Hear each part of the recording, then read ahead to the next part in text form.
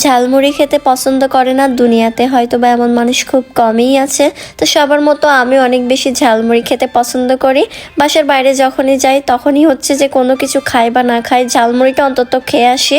তো আজকে হচ্ছে যে অনেক বেশি ঝালমুড়ি খেতে মন চাইছিল, আমার বোনকে বললাম যে একটু মাখিয়ে দেওয়ার জন্য। তো সে আমাকে আজকে হচ্ছে ঝালমুড়ি বানিয়ে খাওয়ালো।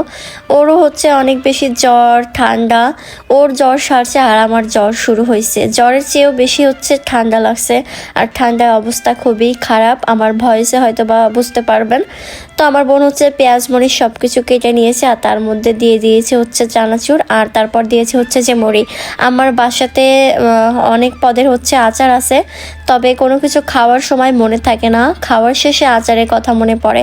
যেমন ধরেন আজকে মুড়ি মাখাইছি, ভাবছিলাম যে মুড়িতে একটু আচার দেব, কিন্তু মুড়ি খাওয়ার শেষে আচারের কথা মনে পড়ে। এমন সমস্যা হচ্ছে প্রায়ই ঘটে। আজকে হচ্ছে মুড়ি মাখানোর আগে ভাবছিলাম ধনেপাতা দেব, কিন্তু মাখানোর শেষ পর্যায়ে গিয়ে ধনেপাতার কথা মনে পড়ছে। তো বোনকে বললাম, তো বোন দৌড়াই গিয়ে আনলো, আর আনার পরে হচ্ছে যে মুড়িতে মিক্সিং করলো। আর আমি হচ্ছে যে সবসময় এই সমস্ত ভাজা পোড়া অনেক বেশি পছন্দ করি।